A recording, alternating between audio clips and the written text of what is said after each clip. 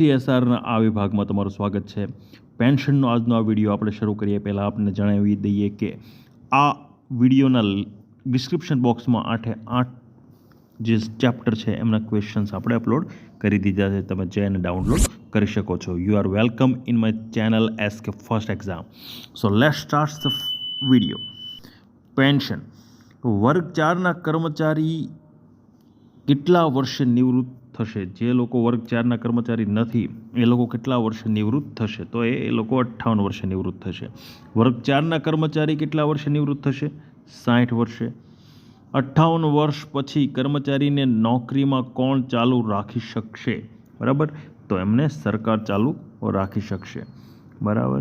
Next, civil જજશ્રીઓને વય નિવૃત્તિ તારીખ કેટલા વર્ષ છે? તો સિવિલ જજશ્રીઓને 58 વર્ષ છે. સિવિલ જજશ્રીઓને કેટલા વર્ષ પછી ગમે ત્યારે નિવૃત્ત કરી શકાય? તો 58 વર્ષ પછી ગમે ત્યારે અમને ફરજિયાત નિવૃત્તિ આપી શકાય. અધિક્ષક ઇજનેરના હોદ્દા સુધી પહોંચ્યા ન હોય તેવા ઇજનેરને સરકાર કેટલા વર્ષે નિવૃત્ત કરી શકશે? તો 50 વર્ષે તેમને નિવૃત્ત કરી શકશે. બરાબર. મુખ્ય ઇજનેરને કર્મચારીની નોકરી વધારવા સરકારને લેખિત કારણો આપી કેટલા સમય માટે નોકરી લંબાવી શકશે? બરાબર, મેક્સિમમ 3 માસ માટે લંબાવી શકાશે. ગુજરાત જાહેર સેવા આયોગના અધ્યક્ષ અથવા સભ્ય કેટલા વર્ષે નિવૃત્ત થાય છે? જગા ધારણ કરી હોય તેના 6 વર્ષ અથવા 62 વર્ષ, જે પહેલાં હોય તે. નેક્સ્ટ, ગુજરાત જાહેર સેવા આયોગના સભ્યો ભારતીય બંધારણની કઈ કલમ મુજબ ધારણ કરી શકશે? બરાબર, 316(2) મુજબ. બરાબર. જ્યારે નિમણૂક સત્તાધિકારીના અભિપ્રાયના આધારે ફરજિયાત નિવૃત્તિ આપવાની હોય ત્યારે કેટલા માસનો એડવાન્સ પગાર આપવો જોઈએ?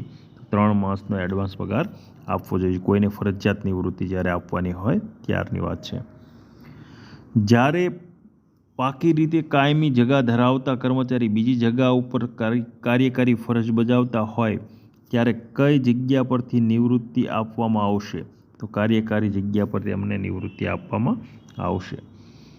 60 વર્ષ પછી પણ નોકરીમાંથી વય નિવૃત્તિ કોઈ પણ વ્યક્તિને લેખિત કારણો વગર પણ કોણ લંબાવી શકશે? સરકાર લંબાવી શકશે.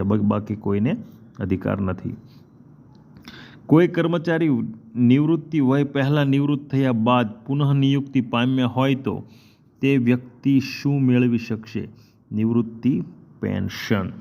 બરાબર.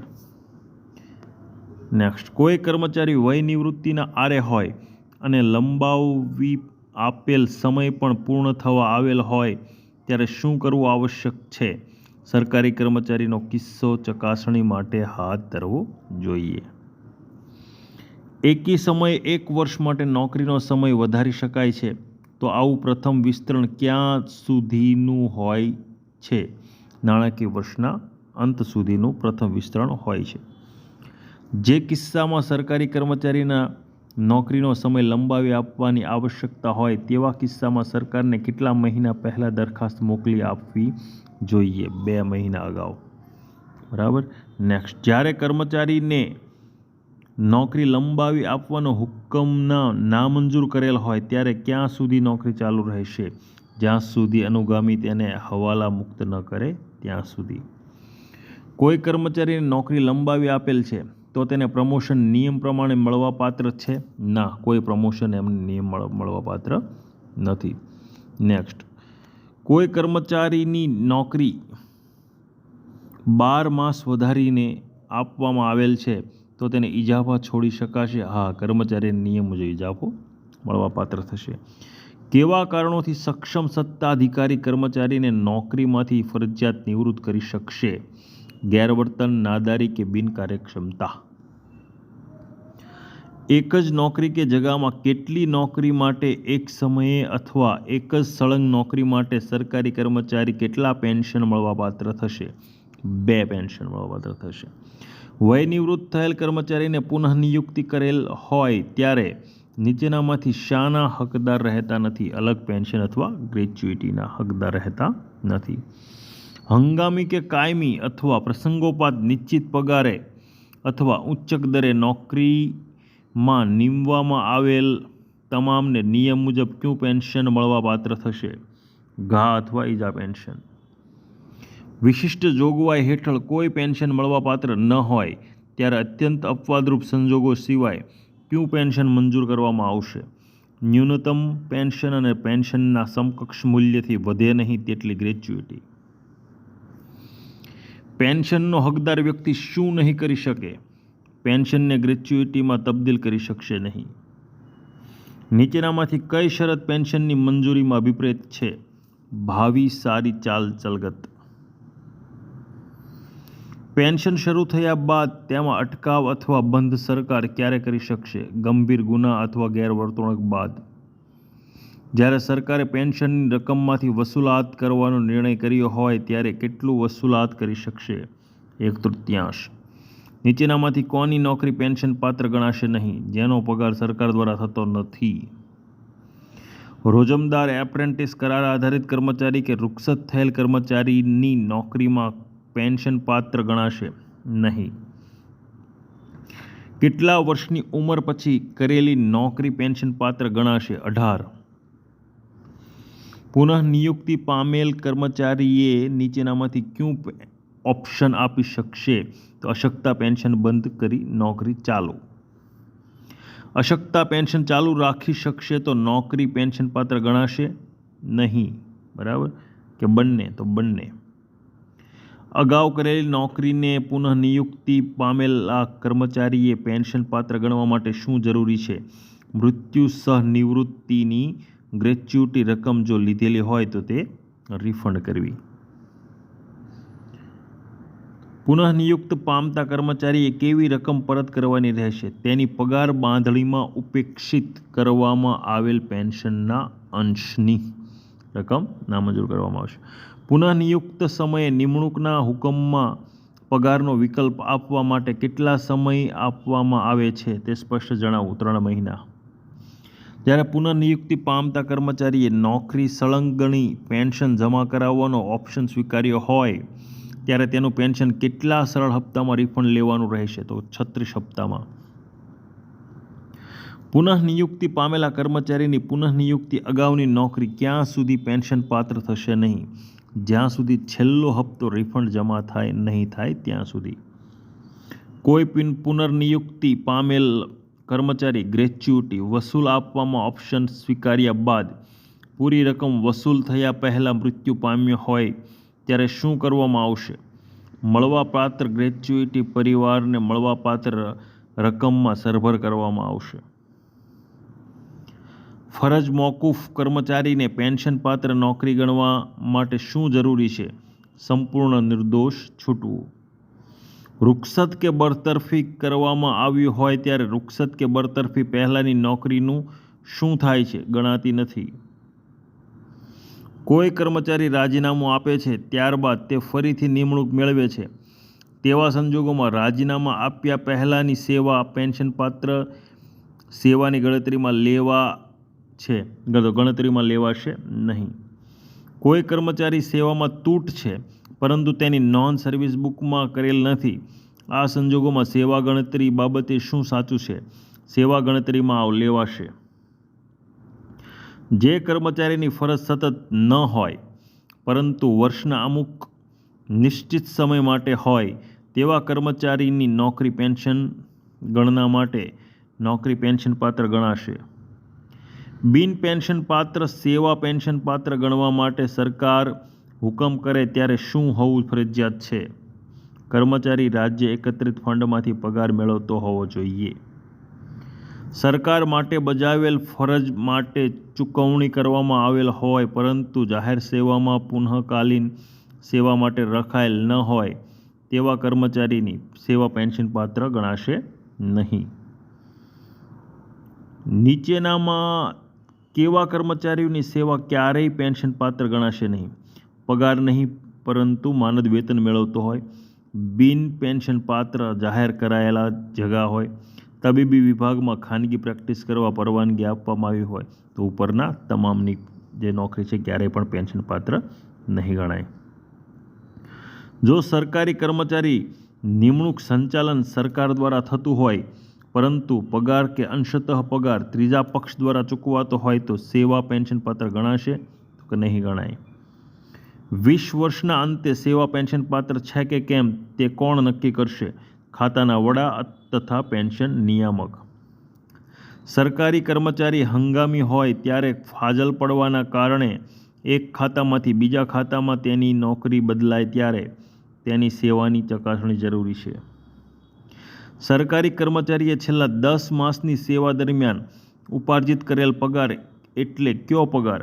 પેન્શનપાત્ર પગાર.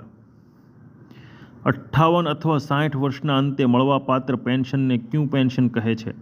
વય નિવૃત્તિ પેન્શન. કર્મચારી પોતાનું 20, 25, 30 વર્ષની નોકરી પછી સ્વેચ્છાએ નિવૃત્ત થાય ત્યારે ક્યું પેન્શન મળવાપાત્ર છે? નિવૃત્તિ પેન્શન. માનસિક અથવા શારીરિક અશક્તતાને કારણે નિવૃત્તિ વખતે પૂછતા કર્મચારીને આપવામાં આવતું પેન્શન અશક્તતા પેન્શન. નોકરી દરમિયાન થયેલ ઈજા માટે ક્યું પેન્શન મળે છે? ઘા અથવા પેન્શન. સરકારી કર્મચારીને તેની ગેરવર્તણૂક, નાદારી કે બિનકાર્યક્ષમતા બદલ નોકરીમાંથી દૂર કરવામાં આવતા કર્મચારીને ક્યું પેન્શન આપવામાં આવે છે? રહેમિયત પેન્શન. અવસાન પામેલા કર્મચારીના પરિવારને ક્યું પેન્શન મળે છે? કુટુંબ પેન્શન. સ્વૈચ્છિક નિવૃત્તિ લેતા કર્મચારીએ કેટલા મહિના પહેલાં નિમણૂક કરતા અધિકારીને લેખિતમાં નોટિસ આપવી પડશે? 3 મહિના. કોઈ કર્મચારીએ 3 મહિનાની નોટિસ આપ્યા બાદ સ્વૈચ્છિક રાજીનામું પરત ખેંચવા માટે કોની પરવાનગી લેવી ફરજિયાત છે? અધિકારીની. અશક્તતા પેન્શન મેળવવા માટે કેટલા વર્ષની ઓછામાં ઓછી નોકરી કરી હોય તે ફરજિયાત છે? 10 વર્ષ. સરકારી તબીબો નમૂના 5 મુજબ તબીબી પ્રમાણપત્ર આપી શું જાહેર કરશે? સરકારી નોકરી કરવા શક્તિમાન નથી. અશક્તતા સિવાય તબીબી પુરાવો કર્મચારી રજૂ કરી પેન્શનની માગણી કરે ત્યારે પેન્શન નામંજૂર થશે. અનિયમિતતાને અને અનિયમિત ટેવોના કારણે થયેલ અશક્તતાને લીધે પેન્શન મંજૂર થશે? ના. વધુ નોકરી કરવાની અશક્તતા બાબતે તબીબી પ્રમાણપત્ર પર કોણ સહી કરશે? તો તબીબી મંડળ. કોઈ કર્મચારીને તબીબી મંડળના પ્રમાણપત્રના આધારે નિવૃત્ત કરવાનું જાહેર કર્યું હોય ત્યારે કર્મચારીને શું કરવા હકદાર છે? ઉપરના તબીબી મંડળમાં અપીલ કરવા માટે હકદાર રહેશે. ભારત બહાર કર્મચારી રજા ઉપર હોય ત્યારે તેના અશક્તતા પેન્શન માટે તબીબી મંડળની રચના કોના દ્વારા કરવામાં આવશે? વિદેશના ભારતીય મિશન મારફતે. તબીબી મંડળ અશક્તતાનું પ્રમાણપત્ર કોની જાણ બહાર આપી શકશે નહીં? નિમણૂક સત્તા અધિકારીની. સરકારી કર્મચારીની અશક્તતાની તપાસણી માટે કર્મચારીએ શું રજૂ કરવું જોઈએ? નિમણૂક સત્તા અધિકારીનો પત્ર. નિમણૂક સત્તા અધિકારીએ આવા પત્રમાં કર્મચારીનું શું દર્શાવવું? ઉંમર. અશક્તતાનું પ્રમાણપત્ર રજૂ થતાં શું થશે? વિના વિલંબ નોકરીનો અંત. અશક્તતા કર્મચારીને નોકરીમાંથી છૂટા કરવાનો સમયગાળો કેટલા દિવસથી વધુ હોવો જોઈએ નહીં? 7 દિવસ. જ્યારે કોઈ કર્મચારીની જગ્યામાં ફેરફાર કે નાબૂદ હોવાના કારણે કર્મચારીને નિવૃત્ત કરવામાં આવે ત્યારે ક્યું પેન્શન મળે છે? વળતર પેન્શન. છૂટા કરવાની નોટિસ આપવામાં આવેલ ન હોય ત્યારે વળતર પેન્શન સિવાય શું મળવાપાત્ર થશે? અધિક ગ્રેચ્યુટી. ઘા કે ઈજા પેન્શન મંજૂર કરવા શું જરૂરી છે? તબીબી પ્રમાણપત્ર. ઘા કે ઈજા પેન્શન માટે અશક્તતાનું પ્રમાણપત્ર કેટલા સમયે નિયમિત રજૂ કરવું જોઈએ? દર 3 વર્ષ. કેવા કિસ્સાઓમાં ઘા કે ઈજા સામાન્ય હોય તેવા અપવાદરૂપ કિસ્સાઓમાં પણ પેન્શન પાત્રતા રહે છે? સરકારી ફરજો બજાવતા સમયે આરોગ્યની ગંભીર ઈજા થઈ હોય ત્યારે. ઘા કે ઈજા પેન્શન ઉપરાંત વધારાનું પેન્શન મળી શકશે? જો નિવૃત્તિ વેળાએ મળવાપાત્ર હોય તો મળશે. કેવા કર્મચારીને રહેમિયત પેન્શન મળવાપાત્ર નથી? બરતરફ કરાયેલ. રહેમિયત પેન્શન કેટલું મંજૂર કરી શકાશે? અશક્તતાને લીધે જેટલું મંજૂર થાય તેટલું 2/3 વધશે નહીં. ગ્રેચ્યુટીની રકમ કેટલી મળવાપાત્ર થશે? જેટલા વર્ષ નોકરી કરેલ હોય તેટલો એક પગાર. પેન્શન પાત્ર નોકરી મહત્તમ 33 વર્ષ હોય તો પેન્શન મંજૂર કેટલું થાય છે? 50%. પેન્શન પાત્ર નોકરી ગણવા માટે 6 માસથી વધુ સમયને કઈ રીતે ગણાશે? પૂર્ણાંકમાં. ગ્રેચ્યુઇટી ગણતરી માટે શું ગણવામાં આવશે? Basic plus DA. મૃત્યુ સહ નિવૃત્તિ ગ્રેચ્યુઇટી કઈ રીતે ગણવામાં આવશે? બેઝિક પ્લસ ડીએ પ્લસ જેટલા વર્ષની નોકરી ભાગ્યા 50%. મૃત્યુ નિવૃત્તિના કેસમાં ગ્રેચ્યુઇટી કોને મળવાપાત્ર થશે? નામ નિયુક્તિ થયેલ હોય તે કર્મચારીના કુટુંબીજનને. જ્યારે સર્વિસ બુકમાં કર્મચારીએ નામ નિયુક્ત કરેલ ન હોય ત્યારે ગ્રેચ્યુઇટી રકમ કોને મળશે? જૂથ પ્રમાણે પરિવારના સભ્યોને સરખા ભાગે. ગ્રેચ્યુઇટીની રકમ મેળવતા પહેલાં મૃત્યુ પામનાર કર્મચારીના જીવનસાથી બીજા લગ્ન કરે અથવા તેના ભાઈ 18 વર્ષથી વધુ ઉંમર થઈ જાય તો મૃત્યુ સહ ગ્રેચ્યુઇટી બાબતે શું સાચું છે? ગ્રેચ્યુઇટી મેળવવાના હક પર કોઈ અસર થશે નહીં. જ્યારે મૃત્યુ પામનાર કર્મચારીનો કુટુંબનો સભ્ય સગીર હોય ત્યારે નમૂના 9 મુજબનું વાલીપણાનું પ્રમાણપત્ર રજૂ કરવું. જ્યારે મૃત્યુ પામનાર કર્મચારી નામ નિયુક્તિ કરેલ ન હોય અથવા કરવામાં આવેલ નામ નિયુક્ત વ્યક્તિ વિદ્યમાન ન હોય ત્યારે રકમ કોને મળશે? અદાલત જેની તરફેણમાં વારસાઈ પ્રમાણપત્ર રજૂ કરે. નામ નિયુક્તિ કેવી હોવી ન જોઈએ? કુટુંબના સભ્ય સિવાય અન્ય વ્યક્તિ. જો નામ નિયુક્તિ શરતી કરેલ હોય ત્યારે ઘટના બનવાથી શું થશે? નામ નિયુક્તિ રદબાતલ થશે. જ્યારે નામ નિયુક્તિ સમયે જૂથ 2ના કુટુંબમાં સભ્યોના નામની નિયુક્તિ કરેલ છે પરંતુ પાછળથી જૂથ 1ના સભ્ય હાજર થાય ત્યારે અગાઉ કરેલ નામ નિયુક્તિ રદ થશે. નામ નિયુક્તિ રદ કરવા માટે કોઈ પણ સમયે કોને લખવું પડશે? બિન રાજ્યપાત્રિત કર્મચારી હોય તો કચેરીના વડાને, રાજ્યપાત્રિત કર્મચારી હોય તો ખાતાના વડાને, પોતે ખાતાના વડા હોય તો હિસાબી અધિકારીને ઉપરના તમામ. કુટુંબ પેન્શન યોજનામાં કુટુંબમાં નીચેનામાંથી કોનો સમાવેશ થતો નથી? માસીનો.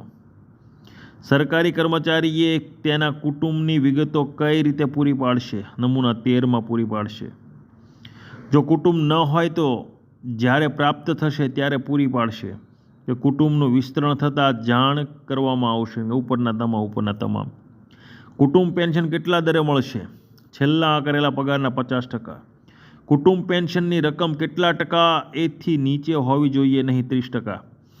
વિધવા અથવા વિધુરને કુટુંબ પેન્શન ક્યાં સુધી મળશે? પુનઃ લગ્ન અથવા મૃત્યુ સમય. પુત્રના કે પુત્રીના કિસ્સામાં કુટુંબ પેન્શન ક્યાં સુધી મળશે? 25 વર્ષની વય અથવા લગ્ન 2માંથી જે તારીખ પહેલાં હોય. એક કરતાં વધુ વિધવા હોય ત્યારે વિધવાઓમાં પેન્શન કઈ રીતે મળશે? મળવાપાત્ર પેન્શન સરખે ભાગે વહેંચવાનું. પેન્શન પાછળ કાયદેસરના સંતાનો ન હોય ત્યારે કોને પેન્શન મળશે? મા બાપને. પતિ પત્ની બંને સરકારી કર્મચારી છે તથા બંને નિવૃત્ત છે. બંને પેન્શન મેળવે છે. જો પતિ મૃત્યુ પામે તો પત્ની પોતાના ઉપરાંત પતિના ભાગનું કુટુંબ પેન્શન મેળવશે. સગીરને ક્યારે કુટુંબ પેન્શન મળશે? વાલીપણાનો દાખલો રજૂ થતાં. કેવા બાળકોને જીવન પર્યંત કુટુંબ પેન્શન ચૂકવવામાં આવશે? માનસિક અશક્તતા અથવા અવસ્થા. પુત્ર અથવા પુત્રી નિર્વાહ માટે કમાણી શરૂ કરે તો કુટુંબ પેન્શન અટકાવી દેવામાં આવશે. સેવા પેન્શન મેળવતા પેન્શન અને અવસાન સમયે રાહત આપવામાં કેટલા પગારની રાહત આપવામાં આવશે? 1 પગાર. રૂપાંતર પેન્શનની રકમ મળતા પહેલાં જો પેન્શનરનું મૃત્યુ થાય તો કોને નાણાં મળશે? વારસદારને. પેન્શનનો મૂડીકૃત રૂપાંતર કરેલો હિસ્સો નિવૃત્તિના કેટલા વર્ષ બાદ પુનઃસ્થાપિત કરવામાં આવશે? 15 વર્ષ. કેવા કર્મચારીને રોકડનું મૂડીકૃત કરવામાં પરવાનગી મળશે નહીં? જે કર્મચારીનું કામ ચલાઉ પેન્શન નક્કી થયેલ હોય. પેન્શનનું તબીબી તપાસ વગર નમૂના 15 મુજબ મૂડીકૃત રૂપાંતરિત કરવામાં આવેલા કેટલા સમયમાં ખાતાના વડાને અરજી કરવી જોઈએ? 1 વર્ષ. જો મૂડીકૃત રૂપાંતરણની અરજી 1 વર્ષ પછી મળી હોય તો તબીબી તપાસ વગર મંજૂર થશે નહીં. નિવૃત્ત થતા કર્મચારીનું રજિસ્ટર કઈ રીતે નિભાવાશે? દરેક કર્મચારીનું નમૂના 20 મુજબનું રજિસ્ટર નિભાવાશે. નિવૃત્ત થનાર કર્મચારીની યાદી બનાવવા કેટલા સમય ધ્યાનમાં લેવાનો છે? 24 માસના નિવૃત્ત થતા હોય તેવા. આવી યાદી કઈ તારીખે તૈયાર થવી જોઈએ? દરેક ઓગસ્ટ માસની 1લી તારીખે. પેન્શન કાગળો કેટલા માસ પહેલાં તૈયાર કરવાના રહેશે? 24 માસ. પેન્શનના કાગળો કેટલા સમય પહેલાં પેન્શનની કચેરીએ મોકલવાના રહેશે? 12 માસ. પગાર બાંધણીની ખરાઈ માટે શું જોવામાં આવશે? ફક્ત છેલ્લામાં પગાર સુધારો. નોકરીની ખરાઈ ઉપરાંત સેવા પોથીના અંતે કયું પ્રમાણપત્ર હોવું ફરજિયાત છે? છેલ્લા 2 વર્ષની નોકરીની સેવા પોથીમાં તમામ નોંધો સાચી હોવાની તથા પ્રમાણિત થયાની ખાતરી કરેલ છે. નિવૃત્ત થતા સરકારી કર્મચારીએ કર્મચારી પાસેથી લેણાની મૂલવણી માટે કયું પ્રમાણપત્ર લેવું જોઈએ? લેણું બાકી નથી. નમૂના 22માં કયું પ્રમાણપત્ર સરકારના પેન્શન મેળવવા માટે ફરજિયાત છે? નો ડિપાર્ટમેન્ટલ ઇન્ક્વાયરી. કર્મચારીના પેન્શન પેપર્સ મંજૂર થઈ આવ્યા બાદ પ્રથમ પેન્શન મેળવવા તિજોરી કચેરીમાં શું રજૂ કરવું ફરજિયાત છે? છેલ્લા પગારનું પ્રમાણપત્ર. પેન્શન મેળવવાનો અધિકાર પત્ર ઇસ્યુ કર્યા બાદ 2 વર્ષ પછી કારકુની ભૂલ જણાય તો રિકવરી કઈ રીતે થશે? રિકવરી થઈ શકશે નહીં. નોકરી દરમિયાન અવસાન અંગે કુટુંબ પેન્શન અને ગ્રેચ્યુઇટી દાવાઓ કોણ નક્કી કરશે? પેન્શન મંજૂર કરનાર સત્તાધિકારી. સરકારી કર્મચારીના અવસાન પછી કેટલા સમયમાં પેન્શનની કામગીરી પૂર્ણ કરવી જોઈએ? 1 મહિનો. મૃતક સરકારી કર્મચારીની સેવા અંગેનું દફતરી પર્યાપ્ત ન હોવું ત્યારે હકપાત્ર સેવા બજાવેલ તેવી નક્કી થાય તો પેન્શન મંજૂર થશે. આખરી પેન્શનની ચૂકવણી જે તારીખે કરવામાં આવે તે તારીખે કામચલાઉ પેન્શનની ચૂકવણી બંધ કરવી. આવું પેન્શન અધિકારી પત્ર કોણ ઇસ્યુ કરશે? નિયામક પેન્શન અને પ્રોવિડન્ટ ફંડ અધિકારી. મૃતકના સરકારી લેણાની સરભર કેવી રીતે થશે? મૃતકના કુટુંબે ચૂકવવાની ગ્રેચ્યુઇટી રકમમાંથી. કુટુંબ પેન્શન યોજના 1972 મુજબ પેન્શન ક્યારથી મળશે? અવસાન થયા તે દિવસ પણ ગણાશે. માનસિક અસ્થિર વ્યક્તિને પેન્શનની ચૂકવણી કાર્યવાહી ક્યાં મુજબ થશે? ભારતના ગાંડપણ અધિનિયમ 1912 મુજબ. પેન્શનની ચૂકવણી ક્યાં ચલણમાં કરવામાં આવશે? ફક્ત ભારતીય રકમમાં. પેન્શનરનું અવસાન થતાં બાકી પડતર પેન્શનની ચડતની ચૂકવણી કઈ રીતે થશે? તેના કુટુંબને પેન્શન મંજૂર કરનાર અધિકારી દ્વારા. કોઈ કર્મચારીની નિવૃત્તિ બાદ રાજ્ય સરકારની પૂર્વ મંજૂરી સિવાય ભારત બહાર સરકાર હેઠળ નિમણૂક મેળવે ત્યારે જેટલો સમય નિમણૂક મેળવી હોય તેટલો સમય પેન્શન મળશે નહીં. જ્યારે કોઈ કર્મચારીને પુનઃનિયુક્ત આપવામાં આવે ત્યારે વ્યક્તિને પેન્શન સામાન્યતઃ તે બીજા પેન્શન માટે હકદાર નથી. પેન્શન અને ગ્રેચ્યુઇટી અથવા બોનસની રકમ બાબતે પેન્શનરને રજૂ કરવું જોઈએ એકરારનામા. જ્યારે કોઈને પુનઃનિયુક્ત આપવામાં આવે ત્યારે અધિકારીએ પેન્શનર અને પેન્શન અંગેનું કયું પ્રકરણના નિયમો જણાવવા ફરજિયાત છે? પ્રકરણ 18 પેન્શનની પુનઃનિયુક્તિ. જ્યારે લશ્કરી કાયદા હેઠળ ફરી નિમણૂક થાય ત્યારે કયું પેન્શન ચાલુ રહેશે? ઘા કે ઈજા પેન્શન. ટૂંકી નોકરી માટે કમિશન્ડ કરાયેલા અથવા ઇમરજન્સી કમિશન્ડ અધિકારી પુનઃનિયુક્તિ વખતે પગાર બાંધણી અધૂરો સમય માટે પણ પૂરો ઇજાફો મળશે. પેન્શનરોને પુનઃનિયુક્તિ કરવામાં આવે ત્યારે ઇજાફો કઈ રીતે મળશે? નિયમિત ઇજાફો. પુનઃનિયુક્તિ પામનાર પેન્શનરને રજા બાબતે શું સાચું છે? GCSR 2002 રજાના નિયમો મુજબ પુનઃનિયુક્તિ વખતે પગાર નક્કી કરવાની સત્તા કોની પાસે રહેશે? બિન રાજ્યપાત્રિત માટે અધિકારી તથા રાજ્યપાત્રિત માટે વહીવટી વિભાગ. જ્યાં સુધી પુનઃનિયુક્તિ પામનાર કર્મચારીના પગાર બાંધણી થઈ ન રહે ત્યાં સુધી કેટલા મહિના સુધી કામચલાઉ પગાર ચાલુ રહેશે? 2 માસ. અન્ય સરકાર અથવા પંચાયતમાંથી પેન્શન મેળવતા પેન્શનરની પુનઃનિયુક્તિ વખતે પગાર બાંધણી કઈ રીતે થશે? પેન્શન અને હાલનો નવો પગાર મળી તેની છેલ્લી નોકરીના પગારથી વધી જવું જોઈએ નહીં. આ વિડીયોમાં આટલું જ. મળીશું નવા વિડીયો સાથે.